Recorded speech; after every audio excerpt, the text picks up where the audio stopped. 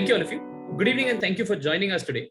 My name is Arvind and I'm extremely delighted to welcome all of you to the fourth webinar as part of our Right to Information series called Conversations on RTI, which is being anchored by Shailesh Gandhi sir, who's a very well-known activist, an RTI evangelist, and a former Central Information Commissioner himself. The cherry on the cake is that we are also extremely happy to have with us Yogendra Yadav sir, who is one of India's leading psephologists, a political activist, founder, president of Swaraj Abhiyan, and an anti-corruption crusader. He's been instrumental in some of our country's leading movements, been part of a lot of think tanks, and has done a lot of work, which we'll hopefully get to hear from sir himself. So allow me to take this chance to thank both Shailesh sir and Yogendra sir for joining us today. For those of you who are new to us, Moneylife Foundation is a not-for-profit organization that primarily engages in spreading financial literacy and advocacy for savers. Our RTI Center, which is being supported by the Thakur Foundation, has been doing its best to promote the use of RTI in various ways, including the RTI Advice app, which now allows you to ask questions on RTI to a panel of experts in any language by text, audio, or video. My colleague Akshay will post a link to the same in the chat in case you wish to download. So do have a look at that and make the most of it. Before we officially begin, there are a couple of rules that I'm going to share for the benefit of all of us. We have kept all of you on mute during the session so that our focus is entirely on the speakers and we're able to hear them properly. We will unmute you during the Q&A. For optimal viewing, I'm going to request you to keep the webinar on speaker view.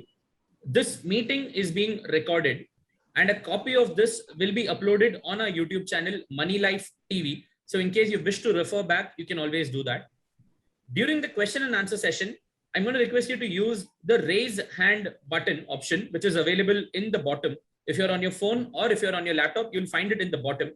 Also, one strict rule, please keep your questions limited to under 60 seconds.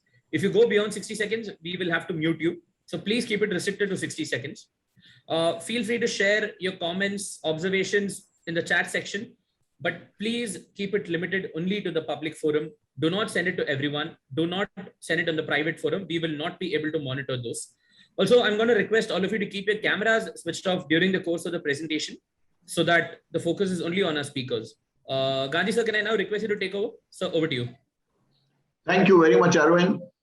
A warm welcome to all the participants and our special guest today, Yogendra Yadav. Namaskar, Yogendra. And it's been very kind of you to agree to come here. I was worried 2 days back whether they'll arrest you. Fortunately, that didn't happen because that was the worry I had. Anyway, to introduce Yogendra would be silly. He has so many roles that it'd be impossible to cover all these roles. Psephologist, political thinker, political analyst, ethics guardian. I remember meeting Yogendra in Delhi when he was with his former political party.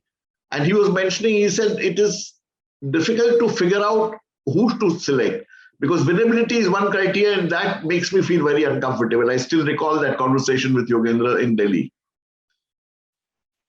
He's also a political leader and a farmers leader now. And in Swaraj Abhiyan, some people ask me, they said, why Yogendra Yadav for RTI? And the reason is, his is the only political party in the country which follows RTI, which subjects itself to RTI, has a public information officer. Though by law, he probably does not fall in a public authority, he has committed himself to that. And he does not tout about it. 6 political parties of India, major political parties, have been declared as public authorities and must follow the law. They have not challenged the decision. But lawlessly, they are refusing to follow the law. So therefore, Yogendra Yadav, a special thanks to you for setting a trend which we hope in coming days will become the trend in the whole country for all political parties to follow. Let's start with, you are an author of books on democracy and a very well-known thinker on this subject. I would invite you to share your thoughts of linking RTI with democracy. I think it's a very important factor for a democracy. Without RTI, I do not believe a democracy exists. But we'd like to hear your views about this. And thanks for all these kind words, very, very generous words. And actually, you mentioned someone asked you why Yogendra Yadav. That would have been my question too. Why me on RTI? I'm not an RTI expert, and it's very kind of you to think that I have anything meaningful to say. Possibly, I do on the first one, the first question that you have asked. But allow me a little 10-second indulgence. Today happens to be a very special day for me personally, because this is 17 years ago. My guru, Kishan Patnaik, passed away on this very day, 29th of September. And you know that little sketch that you see at the back? I don't know if you can see it properly. This sketch, that's the only photograph I've ever kept in any of our places. And that's Kishanji. So whatever I've learned about politics, about society, much of that draws from him. So thank you for scheduling this talk on a special day, though that's not what you intended, but it so happened. The relationship between RTI and democracy. You know, Shaileshji, we all say we love democracy. We all almost worship democracy because we live in an age where you cannot speak against democracy. Democracy is the holy cow. Everyone worships it. Now, worshipping democracy can mean two very different things. One is to value and worship the idea of democracy, the values of democracy, to say, well, everyone must, that human beings are capable of taking decisions on their own, and everyone's opinion should be valued, of the people, for the people, by the people, whichever definition you use. But the second meaning of democracy is a certain mechanism, which is you hold elections after every 4 or 5 years, people get elected, they get to take decisions, there is a procedure for voting, and so on and so forth. We call both things democracy. And we somehow expect the second to deliver the first. We expect that if we hold elections every 4 or 5 years, if the elections are fair, that is to say, if counting is fair, etc., then the government which would come to power would really work for the interests of the people.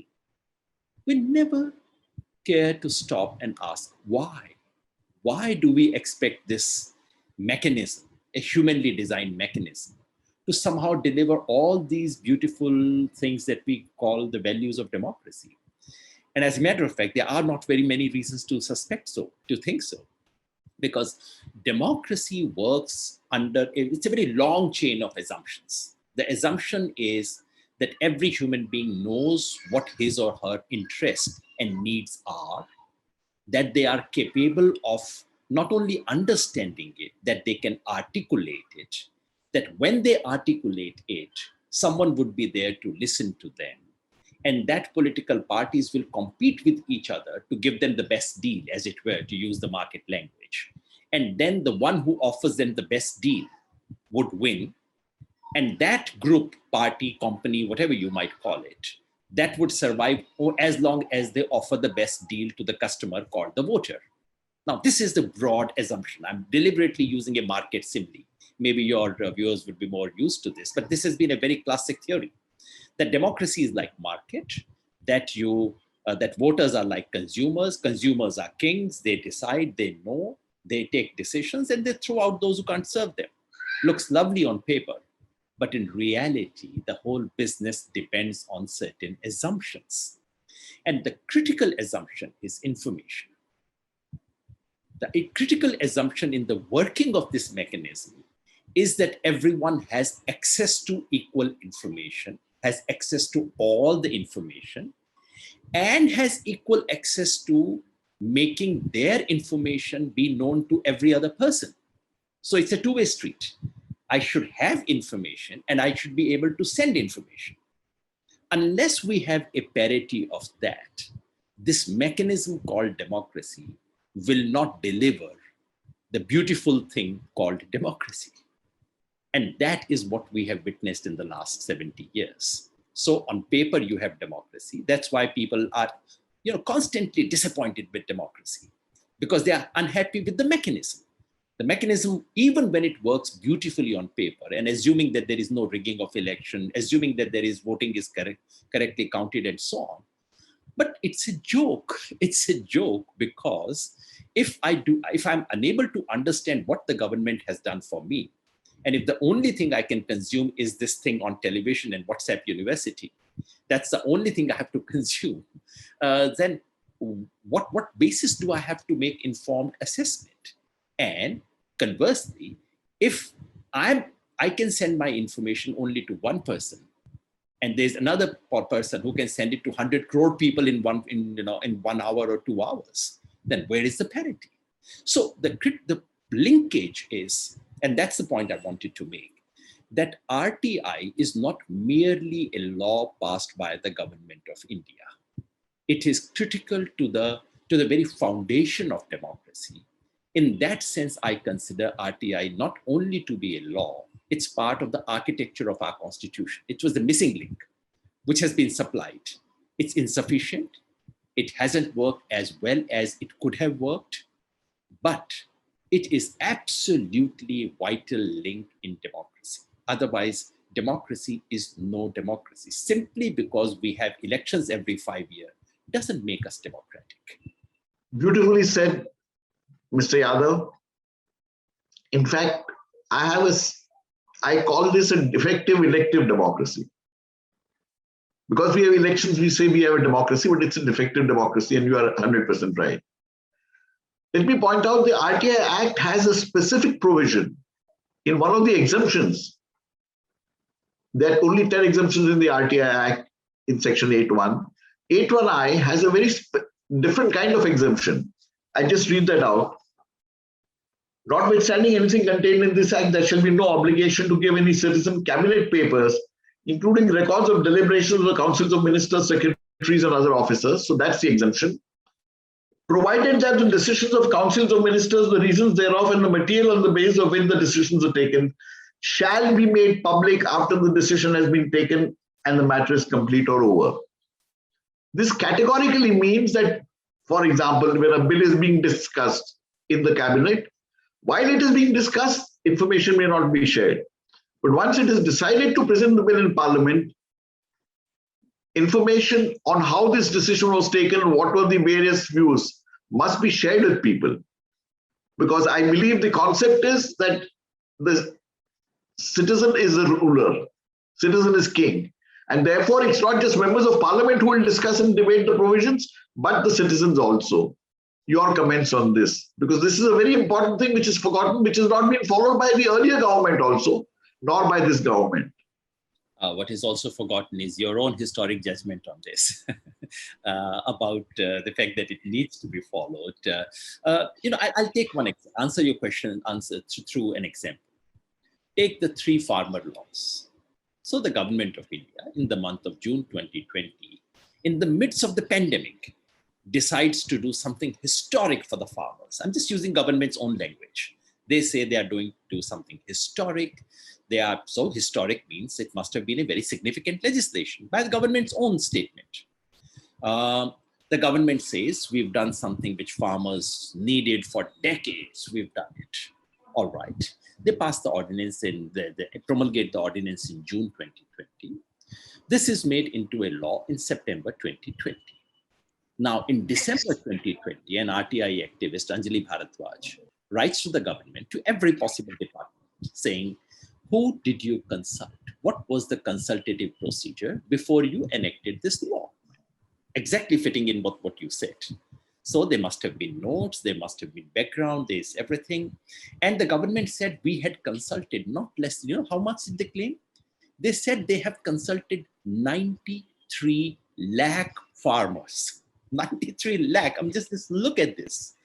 So Anjali Bharadwaj says, all right, I want to know the places of those consultations, minutes of the consultation, when the consultations were held, and so on and so forth.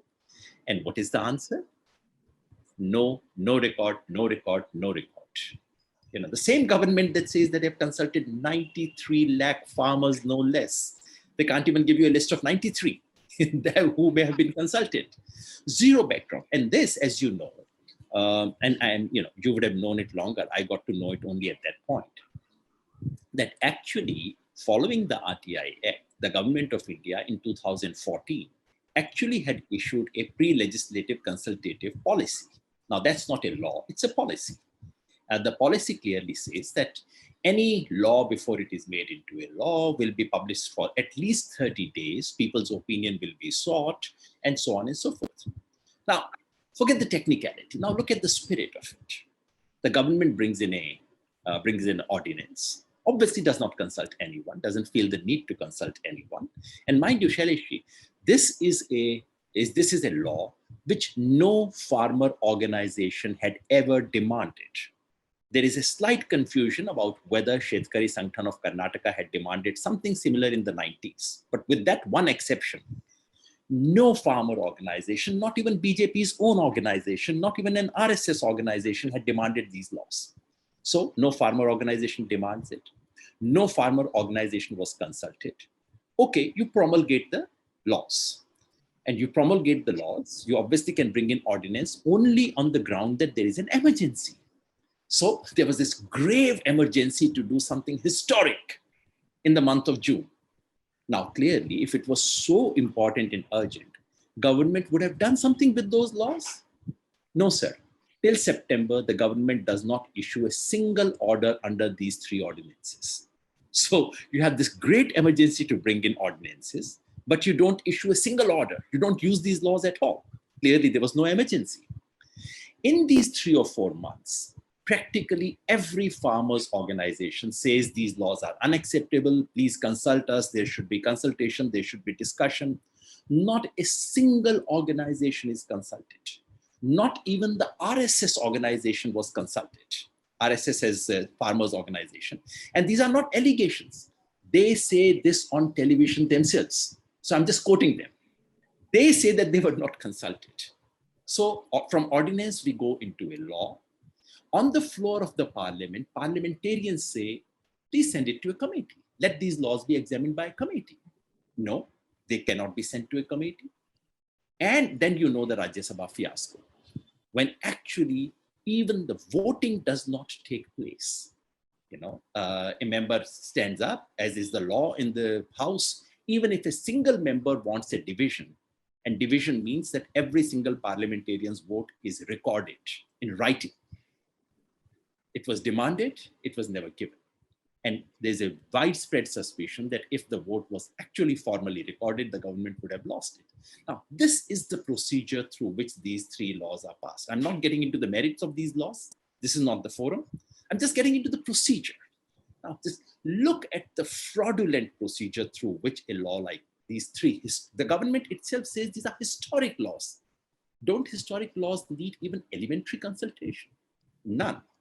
And when asked in the record on RTI, no answer at all. Anjali Bharadwaj gets no, 0, not available, not in my purview, not in this, nothing at all. Now, this is the state of affairs. And I'm glad when you were in that chair, you passed orders about implementing this. But allow me to say that kind of Information Commission's role, which was to be a guardian of this law, hasn't quite been followed up. And allow me to also say something which is probably controversial. But in the last instance, the courts were meant to be the guardian of this law. The courts are meant to be the guardians of every law. This law in particular. Allow me to say that that's not a role the courts have actually played. So the promise of RTI hasn't quite been delivered, because of this. But then probably we can discuss that later. Would you like to share some of your experiences on running a party where you have appointed a public information officer and opened yourself to right to information? We are all very curious to know about this. And I said I was very pleasantly surprised, but this is a great thing. I mean, you gave us a lot of credit, but honestly, the simple thing is, Shailesh ji, I think you were also there when the 6 parties refused to follow the commission's orders. I don't remember if you were there, but many of us were there. I was not there. You were probably in the commission. But we were there on the street protesting against it. So I protest against 6 political parties not implementing. This was 2012, early 2012 or so. I remember we were protesting in Jantar Mantar on Why is it that political parties do not obey this order of the CIC? And after that, I'm involved in the group that found the political party. How can I not obey it? I mean, this would be utterly ridiculous, utterly duplicitous. So I don't think we deserve that much credit, but I'm really happy that my colleagues, remembered that. And I'm just reading out the provision. This is in our constitution. This is in the constitution of Swaraj India, the political party. This is Article 7H of our constitution. It simply says, there shall be right to information in the party available to party members as well as the general public. So anyone, you can ask me questions about Swaraj India's functioning, and I'm obliged to respond to that. Each state and national executive of the party shall appoint one or more public information officer from the members of the party in the area tasked with implementation of right to information, procedures for implementation of RTI within the party as prescribed by the national executive through rules, etc. So it's part of our constitution. I'm happy to say that we did appoint public information officer previously. Now the entire, a new set of office bearers have come. We've had elections in our party, and I'm thankfully no longer the president. So a new team has taken over, a new PIO has been appointed. We are not that important as to be flooded with RTIs, but I do remember last year we received an RTI predictably from someone who was not very happy with our party and wanted to find out what exactly have we done with sexual harassment issues. Because that's the other thing that our party has. We have an internal complaints committee, a proper, just following this, the law on this. And we made available every single document. We get some other routine inquiries as well. Yes, so we've done that. As yet, I don't know if it's been that difficult, probably because we are too small. People don't bother about us. Frankly, so that could be. But I said one thing, and I would wish to reiterate that, Shailesh. At that point, RTI activists didn't like what I said. I did say that RTI rules for a political party should be slightly tweaked, because political party is not a formal governmental organization, and keeping minutes, etc. Because implementation of RTI requires a lot of paperwork to be regularly done. For political organizations, that degree of paperwork sometimes becomes difficult. I know many friends did not agree with me at that time. And on issues like granting tickets, which is one of the most critical issues for political parties. All I'm saying is that someone who has actually worked in political organizations should sit with RTI activists and devise rules which are specific to the kind of activity political parties do. Otherwise, I sometimes fear that political parties, even if they are brought within RTI ambit, they will keep destroying records, or they will simply say it was decided, A, B, C, D, considerations, etc. may never be recorded. Things of that kind. But those are the things. The limitation is RTI accesses records. So it does not give a person a chance to say, why did you do this? If you believe this is okay, fine. If you don't want to maintain minutes, that's also fine. But incidentally, as a core RTI person, I would object to the concept that everybody feels I'm different. The Reserve Bank feels I'm different. The judiciary feels I'm different. NGOs feel we are different. So that feeling that everybody is different is a very common feeling. And I think all of us must subject ourselves to the law, and the law works well. No organization, including the army, has gone down under because of the RTI, is the point I'd like to put across to you. And the provision we have does not put any limit or any qualification so far. I'm just thinking. You have exceptions in the RTI Act, which will apply to you also if you are willing to be in RTI. Have you received many RTI applications by any chance? Any idea? Sorry? Any idea how many RTI applications you would have received? 2, 5, 10? Below 10, that I can tell you. Oh, fair enough. Yeah. Now I think you will receive more. Certainly. Please go to our website, which needs a little updating. But yes, please feel free to send us inquiry. We would be happy to. linked to this transparency thing, the agitation you're leading right now, there are a lot of doubts about the financing of this. I understand it's a very complex kind of issue, but in terms of transparency, there are people who say all kinds of things. Maybe you'd like to throw some light on that. Yeah, people say all kinds of things, and I actually would welcome any kind of investigation. You see, the difficulty is that transparency requires, first of all, a formal organization. Now, I know that in our farmers' organizations, keeping minutes is an alien idea. I've actually forced my colleagues for the last 6 months. For the first 3-4 months, we didn't do that, but we have this apex body of 9 members. So at least in the last 6 months, 6 or 7 months, I've now persuaded everyone that we should at least keep minutes of our meeting. At least we should at least record the decisions and keep minutes. So I mean, any transparency begins when you keep some records.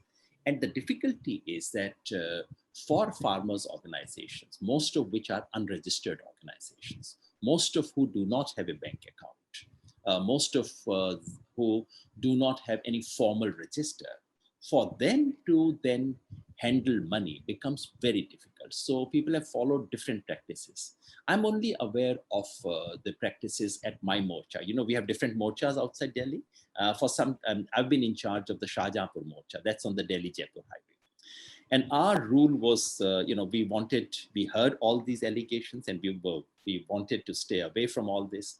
So one of the simple rules we made was we'll take money in kind, not in cash.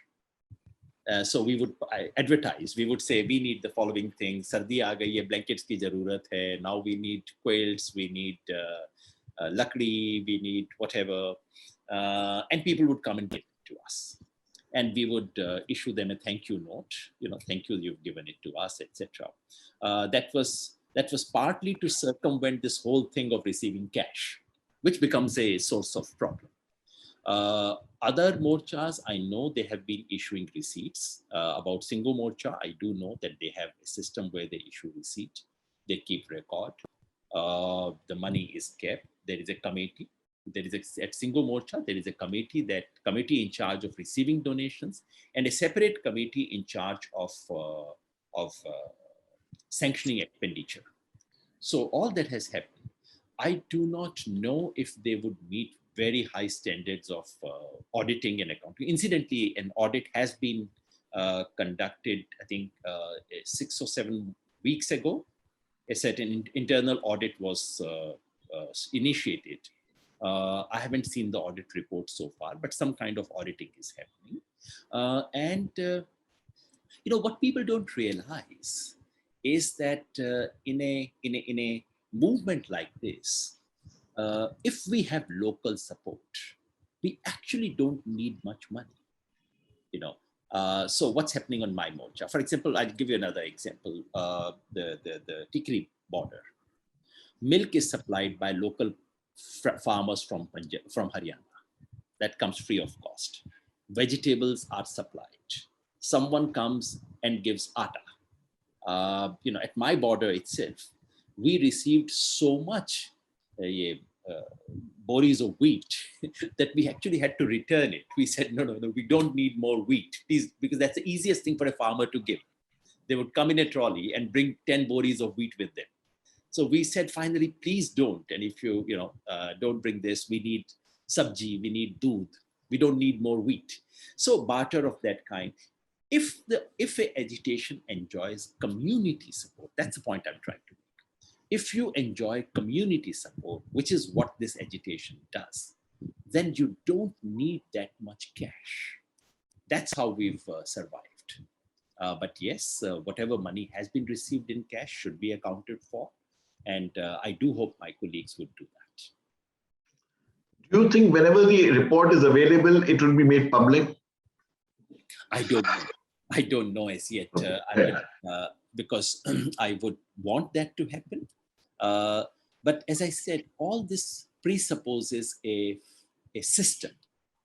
So we came to the morcha. We didn't know we are going to live here for 10 months. Everyone believed it was for 10 hours. Some of us thought it may go on for 10 days. No one came here for 10 months. So it is, all the systems are being put in place while we are running. So I would be happy if we have a system in the first place where everything is being recorded. Number two, if the audit shows that things have been more or less done according to what the overall purpose was. For me, being able to make that audit public would be stage 3, especially given an agitation where the government is keeping a watch on every single smallest thing. And the government is waiting to, and in fact, inventing scandals where none exist. So, but that's no reason to put a shroud. All I'm saying is that we're dealing with all these challenges on a real-time basis. Transparency and RTI with respect to people's movements. You probably are aware of a lot of other movements, and I think you are also associated with some of the other movements. How important do you think they are for people's movements? Of course it is to run. Look, it's not only for outsiders. You know, what it does is that running an organization where certain things have to be made public, certain things have to be recorded. What it does is that it brings in a lot of internal discipline. So it's a very helpful thing. It's a very enabling thing. Otherwise, you know, you simply say, ha, kar lenge, kabhi baad mein ho jayega, and then you keep neglecting some very critical things. So putting things in sunlight has enormous disinfecting functions. So sunlight is always a great idea. What I meant is the usefulness of RTI for people's movements to take their movement further or to get information from government sources and use that effectively. Okay. Not internally. You know, one of the most important things that has happened that I have noticed, Shailesh, you would notice it from one end and I notice it from the other end. You know, what I see is a fusion of RTI activism with ground activism. That is to say, earlier, when the RTI movement just began, at that time, I used to notice a divide. There were the RTI activists and there were the ground activists who would get into dharna, pradarshan, memoranda, and so on. And they had a bit of contempt for RTI activists. ये तो कागज का काम करते हैं, घर बैठे करते हैं, AC drawing room में बैठ के करते हैं. That used to be the kind of thing. Now, for the last few years, I see a bit of fusion. There's a realization that both need each other. That in order, before you go for dharna, pradarshan, memoranda, you need information, and that would come through RTI. Another thing that I see very often, I don't know if that's your experience too, you go to a government officer and say, sir, ye information chahiye. So he would say, nahi, main de nahi sakta, पर आप ऐसा करो, आप मेरे को RTI डाल दो, फिर मैं आपको दे दूंगा. So the same officer tells you that, you know, please bind my hands. मैं वैसे दे दूंगा तो नाराज हो जाएंगे, फिर ऊपर से मुझे फोन आ जाएगा.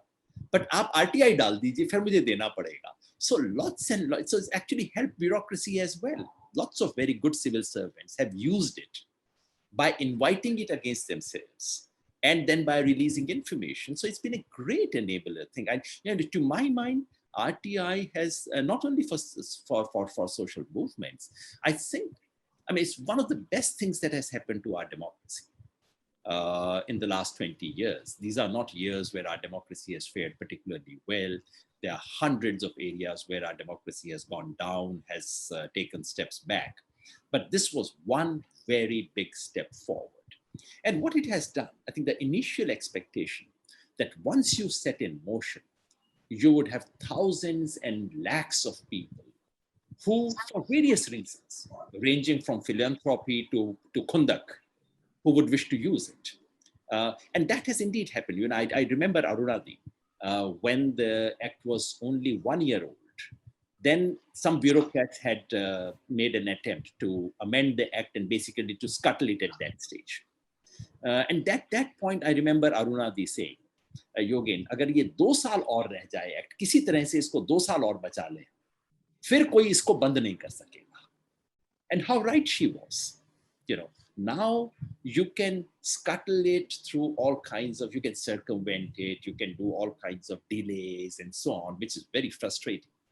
But I think it will be very difficult for any government to actually roll it back altogether. And that is the strength. So it's RTI activism has become part of our normal activism now. For our farmers movement, for every second or third day, someone send me, sir, आपने TV पे वो बोला था, मैंने actually ये चीज RTI से निकाल ली है. You know, so a lot of that keeps happening now all the time. So which is so lovely to see. Before we go into the interaction with the participants and answering their questions, one last question, Yogendra ji. 10 years from now, you are somebody who forecasts a lot of things, including election results at one point in time.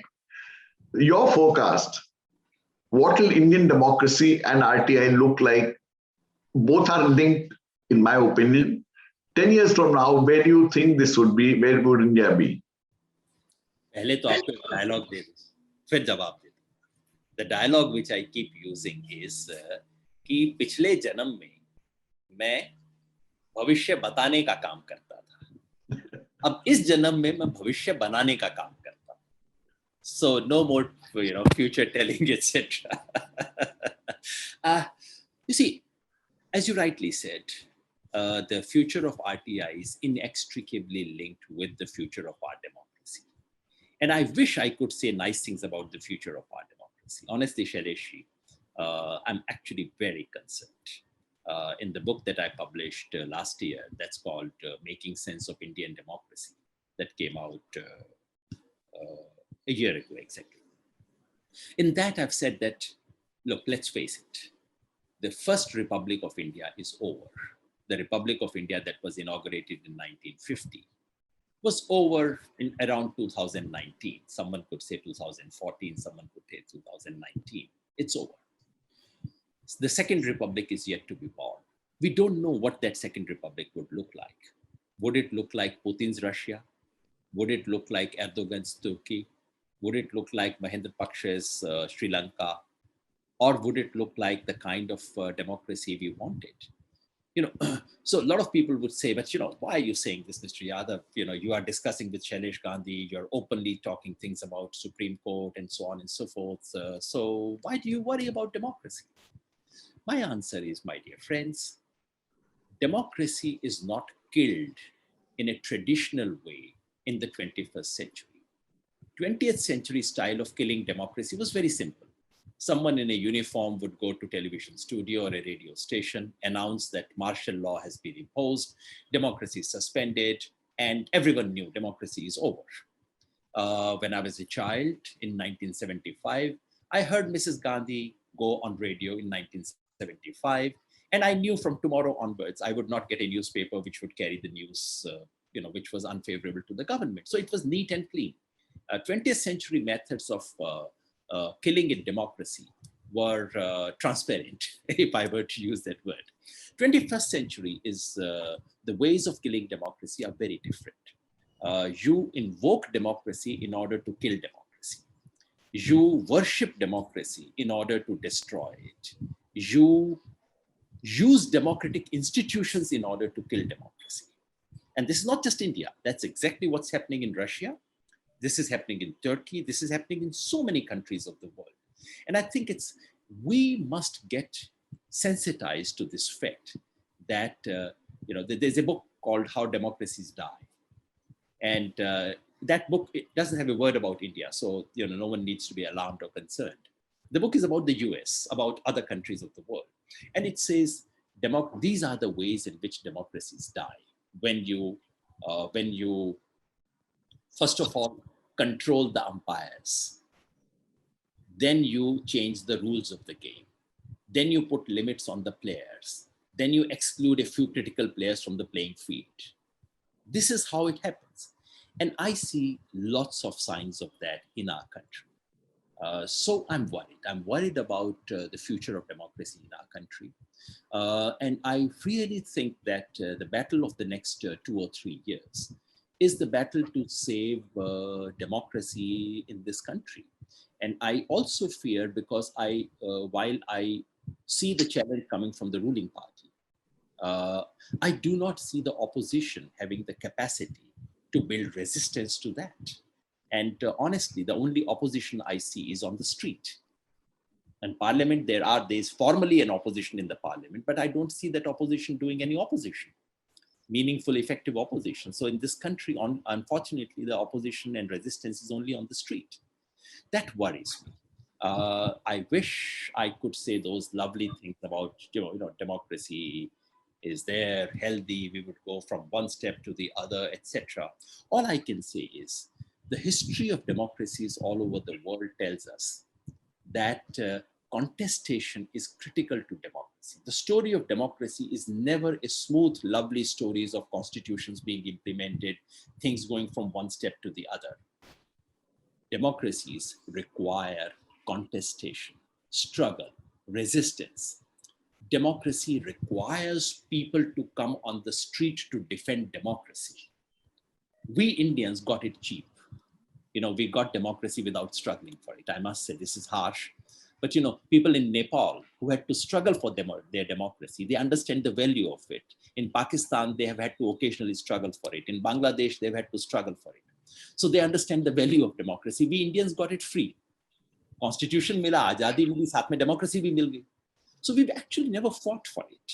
And emergency, we got it, although we may like to write great stories about how Indians resisted emergency. But the fact is that Indira Gandhi goofed it up.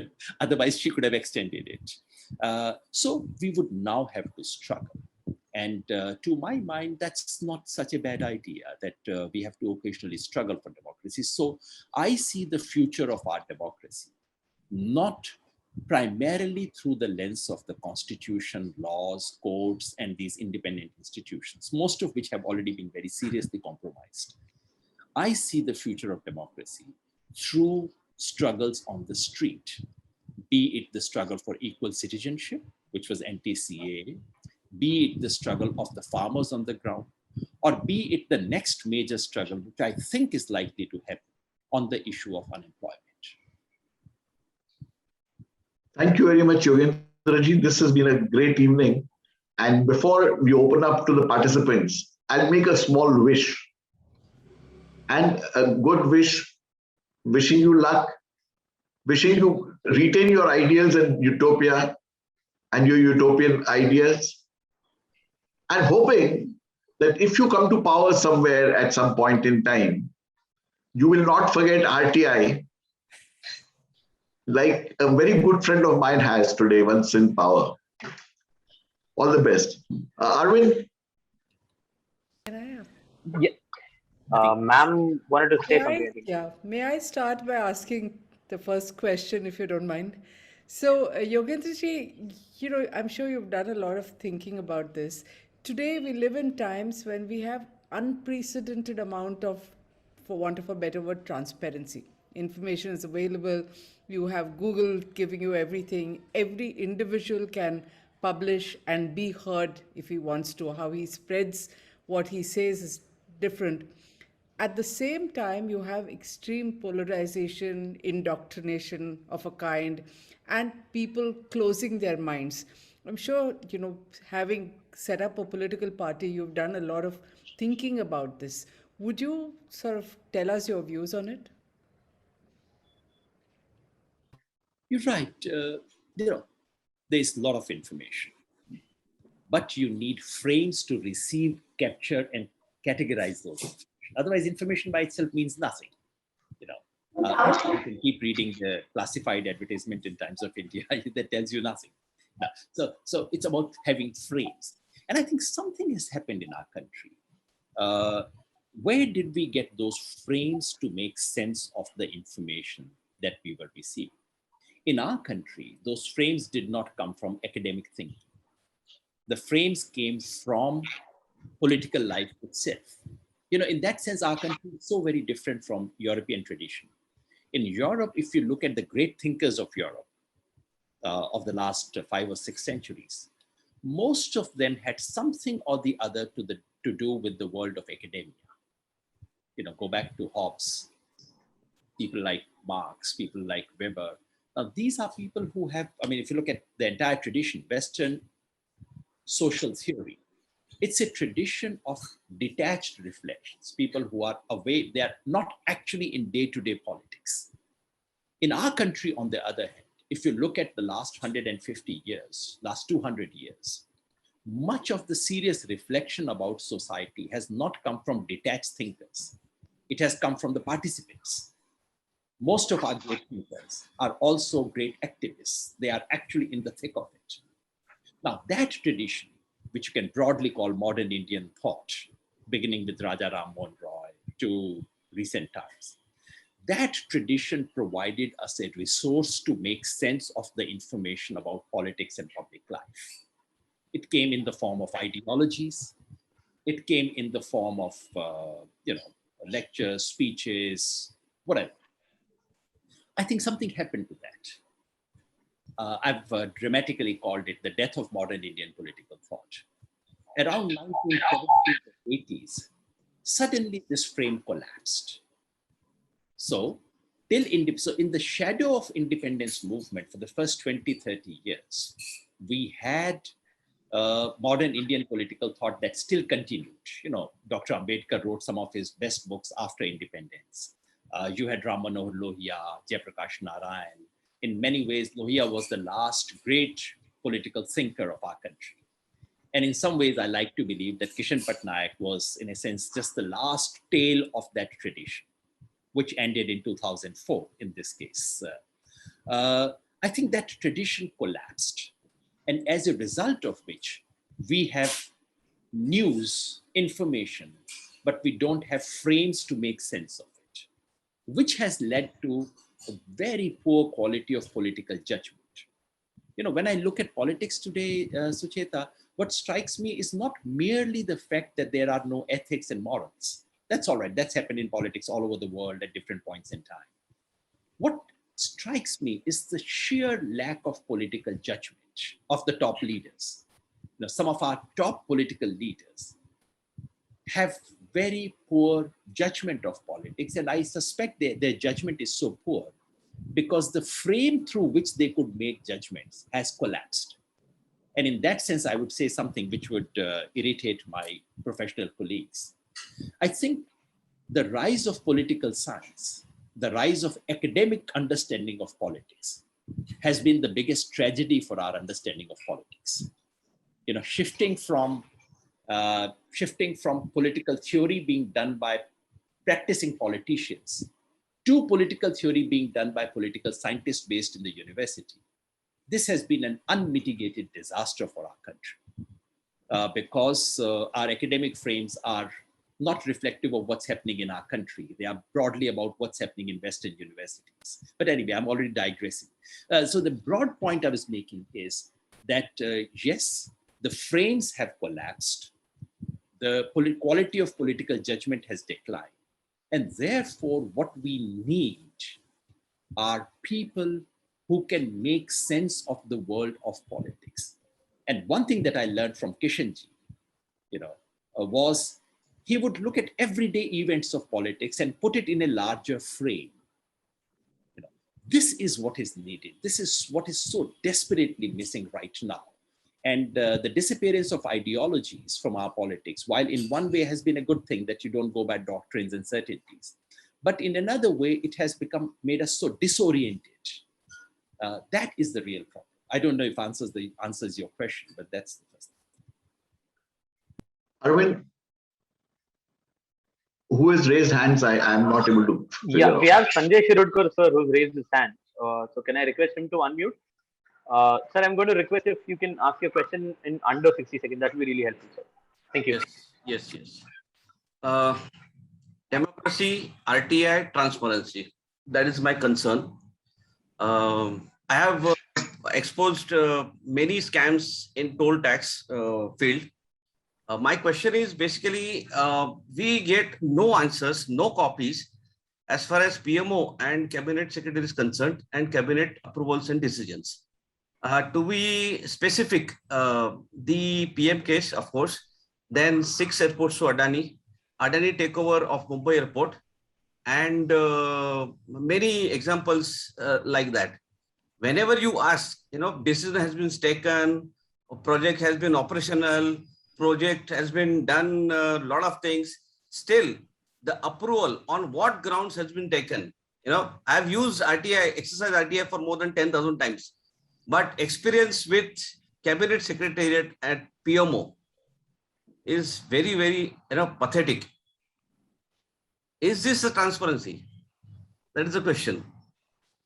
Sanjay ji, it is not. It is a mockery of what the RTI was meant to be. It is a mockery of Constitution and the law. And the trouble, you see, this is what is so unique about this particular regime. Earlier regimes were no great shakes.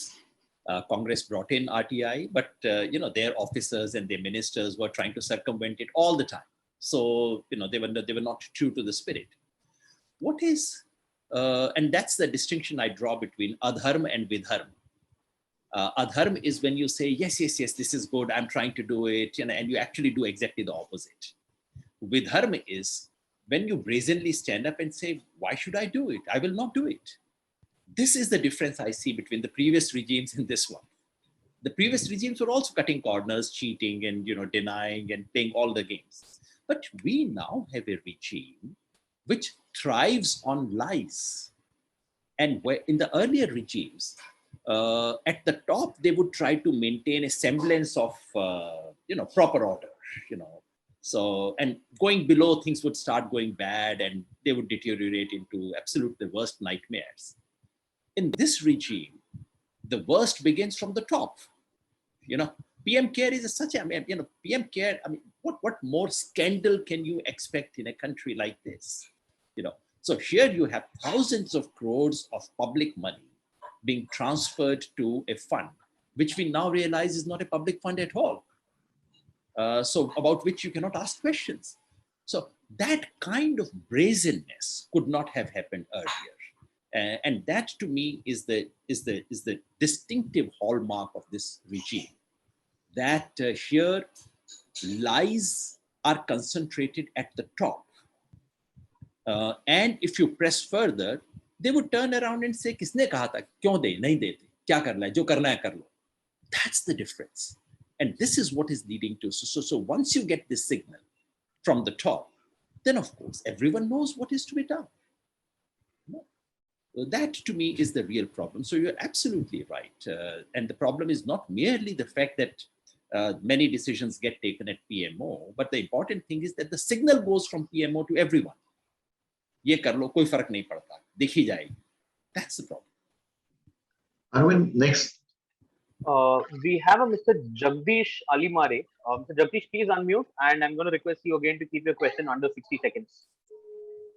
हाँ yes sir, मैं बचपन में जब 10 साल का था तो योगेंद्र जी के जो चुनावी जब समय पर डीडी नेशनल पर आते थे तो बहुत ही मुझे अच्छा लगता था उनका सुनना. तो बहुत ही अच्छे तरह से चुनावी नतीजों का समीक्षण करते थे. 10 साल से मैं बचपन से उनका बहुत बड़ा फैन हूँ, क्योंकि योगेंद्र जी की जो बातें हैं वो बहुत ही सटीक और बहुत ही अच्छी होती है. तो योगेंद्र जी, मुझे पूछना है कि अभी जो चल रहा है आरटीआई के जो भी एक्टिविस्ट को मारा जा रहा है, या उनका महाराष्ट्र में तो बहुत ज्यादा लोगों को मार दिया गया है, उसी के साथ साथ जो भी करप्शन हो रहा है उस पे एक जो सॉल्यूशन है वो टेक्नोलॉजी हो सकता है, और उसके साथ साथ आरटीआई जो एक्टिविस्ट है उनको सेफ्टी कैसा हो सकता है. अगर किसी ने भी अगर एप्लीकेशन डाला तो उनको एक क्रिमिनल के तौर पर देखा जाता है. जो भी ब्यूरोक्रेट्स और पॉलिटिशियंस मिलकर जो भी कॉमन सिटीजन्स है उनकी आवाज दबाने का काम चालू है. धन्यवाद योगेंद्र. जगदीश भाई, पहले तो शुक्रिया, आपने मेरे को मेरी बुजुर्गियत का एहसास दिलवाया. बाल मेरे सफेद हो गए हैं. तो जब मुझे आजकल मैं कई बार देखता हूँ शैलेश जी कि कई लोग जिनके सर पे बाल नहीं होते मुझे आके कहते हैं कि बचपन से मैं आपको देखता आ रहा हूँ. तो मुझे अपनी बुजुर्गियत का बहुत गंभीर एहसास होता है. नहीं जगदीश भाई, आपने जो सवाल उठाया बहुत गंभीर सवाल है, और मुझे नहीं लगता इसका कोई टेक्निकल सॉल्यूशन है.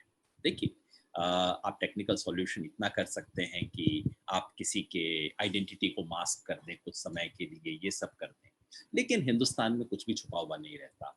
और असली बात ये है कि जब तक आरटीआई एक्टिविस्ट को कमीशन और कोर्ट्स प्रोटेक्शन नहीं देंगे तब तक कैसे होगा। ये तो देखिए, ये बिल्कुल सत्ता एक ठेकेदार है। अब जैसे मैं आपको बताऊं, हमारा एक साथी है जो हरियाणा में ये स्टोन क्रशर्स हैं उनके खिलाफ उसने एक अभियान चलाया हुआ है कि स्टोन क्रशर्स हैं, लोगों की हेल्थ खराब हो रही है और जो परमिटेड एरियाज हैं वहां पे नहीं है। उसने आरटीआई का इस्तेमाल किया और उसने बाकायदा दिखा दिया 72 स्टोन क्रशर्स महेंद्रगढ़ जिले में बंद हो गए। अब जिन लोगों की, जिसका मतलब है करोड़ों का धंधा बंद हो गया है। अब जिनके करोड़ों का धंधा है उनके पास अब दो ऑप्शन है। एक तो चुपचाप से इस बात को स्वीकार कर लें कि भाई चलो आरटीआई में हुआ, हमारी बात झूठ निकली, अब हम धंधा बंद करके चलते हैं। लेकिन हिंदुस्तान में तो ऐसा होता नहीं है ना, वो अब तमाम तरीके निकालेंगे। और मेरे को बहुत चिंता होती है उस अपने साथी के बारे में कि पता नहीं इनमें से कौन उसके पीछे पड़ जाए, उसको धमकियां भी मिल चुकी हैं। ऐसे में जब तक हमारा कानून व्यवस्था उस आरटीआई एक्टिविस्ट के साथ खड़ी नहीं, जब तक जो पूरा संस्थागत व्यवस्था, चाहे वो कानून की हो, सत्ता की हो, वो उसके साथ खड़ी नहीं होती, और जब तक पूरे देश का आरटीआई समाज मिलके उनके साथ खड़ा नहीं, तब तक इसका रास्ता नहीं है। तो टेक्निकल सॉल्यूशंस नहीं है, ये संघर्ष है, ये शक्ति का संघर्ष है। और इस संघर्ष में दो तीन ही रास्ते हैं। एक तो कि हम एक दूसरे के साथ सॉलिडेरिटी बने।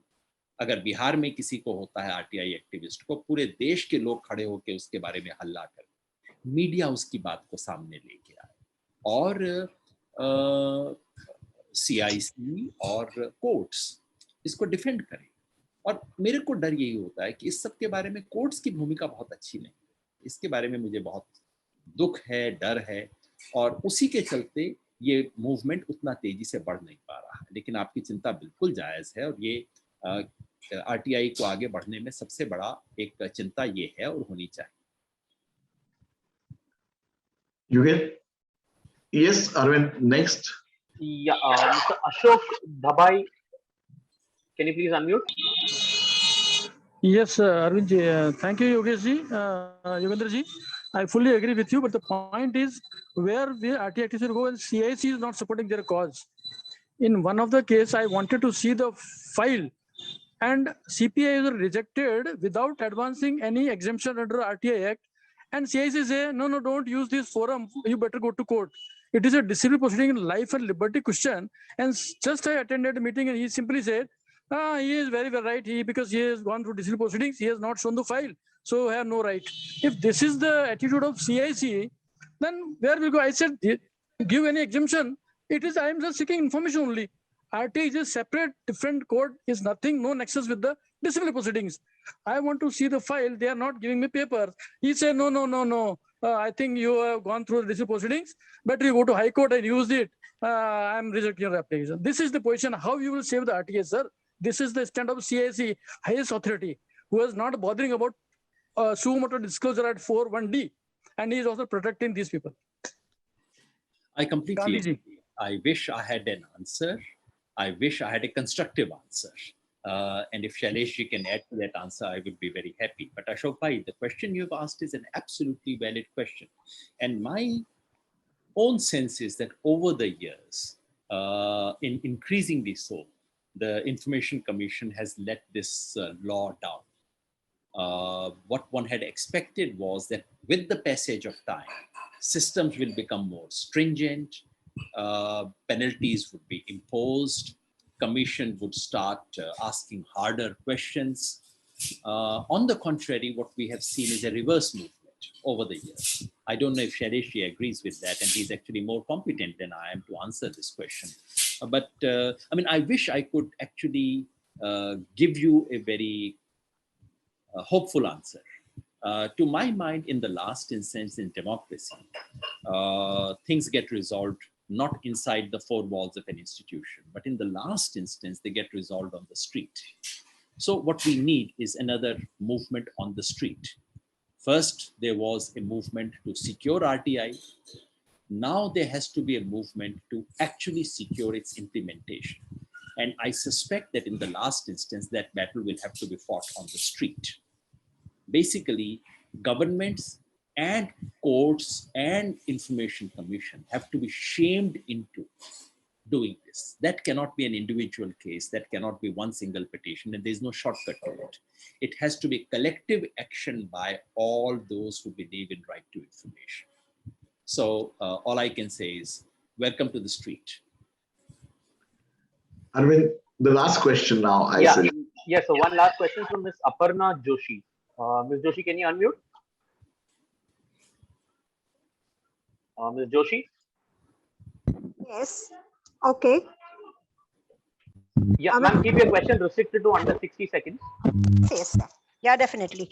As discussed earlier by one person, I wanted to ask that what is the safety, what is the degree of safety a person will have when making a RTI application? Because I am a owner of an ancestral property, and which we are trying to develop or either sell it off. And I wanted to make RTI application, but people around me are saying, no, it's not safe for you. It's not safe for your life. So then what is the use of a RTI or a CIC or whatever you would say, if I cannot make use of that? Aparna ji, my own sense is that those who are advising you that it's not safe for your life are probably overestimating. I think you should go in for RTI. I think the things have not yet reached a point where a simple RTI becomes a threat to life. Hundreds of thousands of people file RTIs every day. So I would suggest that yes, you, in my sense, I mean, I don't know the exact local situation. To my mind, you can and should go for RTI. The cases that we were discussing earlier are the ones which involve huge commercial or political interest, where things go against the RTI activist and where persecution and all kinds of things take place. But from what you describe, your case doesn't look like that. But maybe Shailesh has more advice to offer on that. Aparna ji, if I may chip in, there is a very simple device which is open to most people and a lot of people use it. If you feel threatened, ask somebody from another city to file the RTI application and get the information. That's a very simple device that is used. And there are methods of safeguarding RTI activists, and we take it up at some other forum. Thank you very much, Yogendra ji. This has been a lovely evening, and you've spent a lot of time and shared your thoughts without any hesitation, without holding back, which is something which I think a lot of us know you for. Thanks to Yogendra ji, thanks to all the participants. We'll keep these conversations going and hopefully making RTI more stronger. Do we need to go to the streets? Maybe Yogendra ji is now becoming an expert at going to the streets. He might be able to help in some manner. All the best and take care, and thanks to everyone. Thank you very much. Thanks, Shailesh ji. Thank you, Sucheta, and thanks to Moneylife Foundation for this wonderful opportunity. Thank you very much.